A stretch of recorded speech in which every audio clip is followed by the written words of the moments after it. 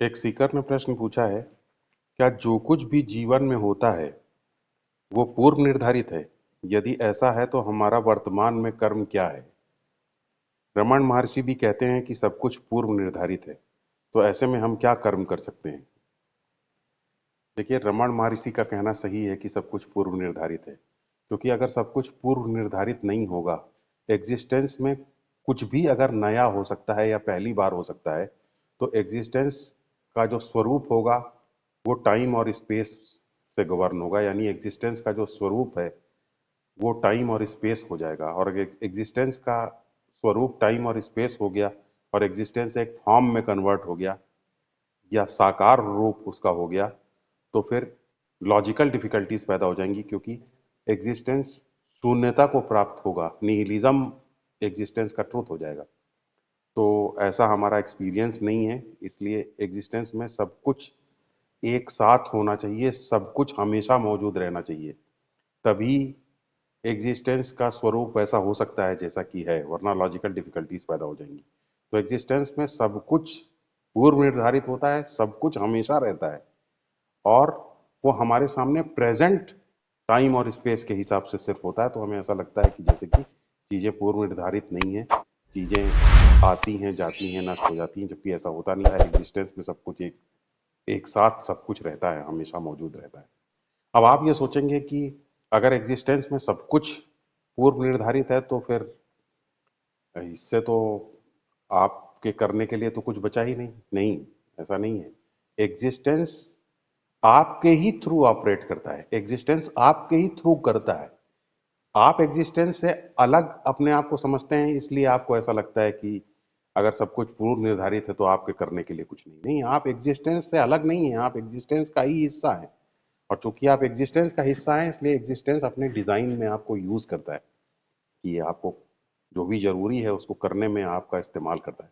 अब आप ये सोचेंगे कि अगर एग्जिस्टेंस में सब कुछ पूर्व निर्धारित है, और तो फिर इसका मतलब आप अपनी इंटेलिजेंस का इस्तेमाल नहीं कर सकते हैं अ, अपने डिसीजंस को लेने में।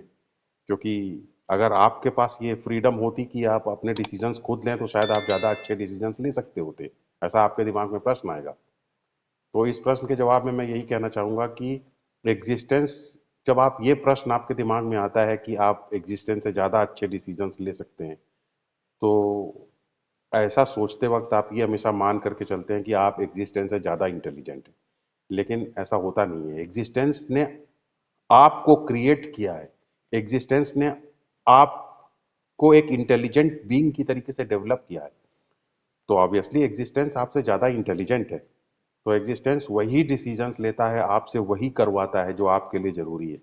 हो सकता है कि आपको देखने में ऐसा लगता हो या सोचने में ऐसा लगता हो कि आप अपने स्तर पर ज़्यादा अच्छे डिसीजंस ले सकते हैं, लेकिन एग्जिस्टेंस वास्तव में आपके सामने परिस्थिति ऐसी पैदा करता है जो आपके विकास के लिए ज़रूरी है। आपके जीवन में अपनी पूर्णता को प्राप्त करने की दिशा में जो कुछ भी ज़रूरी है वही एग्जिस्टेंस करता है। तो एग्जिस्टेंस ने ही आपको इंटेलिजेंस दी है। तो हमेशा ये मान करके चलना होगा कि एग्जिस्टेंस आपको ज़्यादा, आपसे ज़्यादा इंटेलिजेंट है, क्योंकि उसने आपको क्रिएट किया है। इसलिए उसके द्वारा जो भी चीज़ें निर्धारित हैं वो आपके लिए ज़्यादा अच्छी हैं, और ऐसा नहीं है कि वो आपके लिए या कोई आपके सामने सब स्टैंडर्ड है, ऐसा नहीं है। और एक बहुत ही महत्वपूर्ण बात है कि जब एग्जिस्टेंस की जो विल है उस विल के साथ आप एग्री हो जाते हैं, तो फिर आपका जीवन सुखमय होना शुरू हो जाता है। क्योंकि अगर आप एग्जिस्टेंस की विल के साथ एग्री नहीं होते हैं, तो आपके अंदर एक स्प्लिट क्रिएट हो जाती है। उसी स्प्लिट को कहते हैं दुख, उसी कॉन्फ्लिक्ट को कहते हैं दुख। तो ये स्प्लिट कब क्रिएट होती है? स्प्लिट तब क्रिएट होती है जब आपको लगता है कि नहीं, एग्जिस्टेंस कुछ नहीं है, मैं ही सब कुछ कर रहा हूँ। तो स्प्लिट क्रिएट होती है, क्योंकि आपको लगता है कि हो कुछ और रहा है, कर आप कुछ रहे हैं, या आप हेल्पलेस महसूस करते हैं। लेकिन जब आप एग्जिस्टेंस के अंदर ट्रस्ट रखते हैं और जो कुछ हो रहा है उसको, एग्जिस्टेंस को इंटेलिजेंट मानते हुए कि हम इंटेलिजेंट यूनिवर्स में जीते हैं, इंटेलिजेंट यूनिवर्स का हम एक हिस्सा है, तो जब हम ये मानते हुए चलते हैं तब हम ये देख पाते हैं कि हमारी स्प्लिट हील होने लगी और हम ज़्यादा अच्छे तरीके से जी पाते हैं, सुखमय तरीके से जी पाते हैं। एक बात यहाँ पर बहुत महत्वपूर्ण है, श्री कृष्ण भगवान ने भी इसी बात को कहा है देखिए, अब जैसा कि आपका ये प्रश्न है कि जब सब कुछ एग्जिस्टेंस के द्वारा डिसाइडेड है तो कर्म कैसे हो सकता है? जब प्री डिसाइडेड है सब कुछ तो फिर कर्म मेरे द्वारा वर्तमान में क्या कर्म हो सकता है? नहीं, कर्म इस ये बात से नहीं होता कि सब कुछ प्री डिसाइडेड है तो आप कर्म कैसे होगा। कर्म इस बात से होता है कि जब वो प्री डिसाइडेड चीजें हो रही होती हैं तो उसको आप ओन कर लेते हैं। आप कहते हैं मैं कर रहा हूं। तो जब आपको ये कहने लग जाते हैं कि मैं कर रहा हूं तब उससे कर्म होता है। और मैं कर रहा हूं इसको भी आप पूरी तरीके से नहीं कहते हैं। जो अच्छा होता है वो आप खुद अपने ऊपर ले लेते हैं और जो खराब होता है वो आप कह देते हैं ऐसे ही हो गया। तो कर्म तब होता है जब आप जो कुछ हो रहा हो उसको ओन कर लेते हैं। आप कहते हैं मैं कर रहा हूं, एग्जिस्टेंस करने वाला नहीं, मैं करने वाला हूं। तो जब ये मैं बीच में आ जाता है तब कर्म होता है। आपका बॉडी माइंड आप अपने आप को एक अलग एंटिटी मान लेते हैं, एग्जिस्टेंस से अलग अपने आप को मान लेते हैं और आपको लगता है कि आप इस एग्जिस्टेंस के ऊपर वर्क कर रहे हैं। तो जब आप एग्जिस्टेंस का हिस्सा अपने आप को नहीं मानते हैं बल्कि अपने आप को सेपरेट एंटिटी की तरीके से डील करते हैं, तब आप कहते हैं मैं कर रहा हूं, मैं सब कुछ करने वाला हूं। जो कुछ गलत हुआ है वो मेरी वजह से हुआ, जो कुछ सही हुआ है वो मेरी वजह से हुआ। तो जब आप ओन करते हैं सब कुछ तो इस ओनरशिप की वजह से आपके अंदर वॉल्यूशन पैदा होता है। इस वॉल्यूशन को कहते हैं कर्म। इसी ओनरशिप की वजह से कर्म पैदा होता है।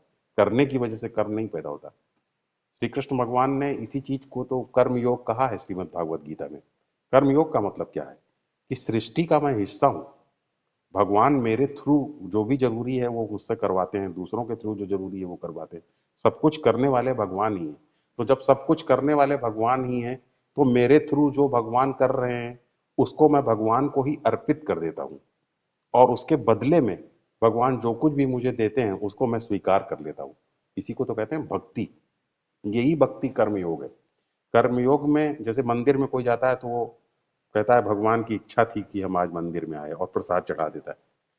और उसके बाद मंदिर से जो प्रसाद मिलता है तो उसको बिना कोई क्वेश्चन किए हुए उसको भगवान का प्रसाद मान करके उसको स्वीकार कर लेता है। तो इसी प्रकार से जब आप ये जान जाते हैं कि भगवान आपके थ्रू सब कुछ करवा रहा है, भगवान ही आपके थ्रू करवाता है, आप करने वाले नहीं है, भगवान आपके थ्रू करवाता है, तो आप बस आप अपने जो भी आपने किया उसको भगवान को ही अर्पित कर देते हैं। और उसके बदले में भगवान जो आपको देता है उसको स्वीकार कर लेते हैं। तो जब आप इस प्रकार की बुद्धि के साथ जीने लग जाते हैं कि भगवान आपके थ्रू करवाता है और भगवान ही आपको सब कुछ देने वाला है, तो इस प्रकार की बुद्धि को हमारा शास्त्र कहता है प्रसाद बुद्धि। इसी प्रसाद बुद्धि के साथ जीने को हम कहते हैं कर्मयोग। और तब किसी प्रकार का तनाव नहीं रहता, आप आराम से जीते रहते हैं। और तब कुछ कर्म भी नहीं लगता है, क्योंकि कर्म तभी लगता है जब आप एग्जिस्टेंस से अपने आप को सेपरेट कर लेते हैं और कहते हैं कि आई एम द डूअर।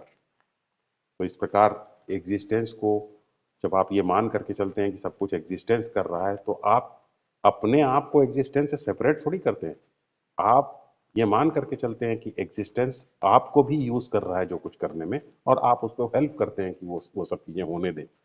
तो इस प्रकार आप एग्जिस्टेंस का एक हिस्सा बन जाते हैं और आप एग्जिस्टेंस की विल के साथ एक हो जाते हैं, एग्जिस्टेंस की इच्छा शक्ति के साथ एक हो जाते हैं और तब आप कर्म से भी मुक्त हो जाते हैं।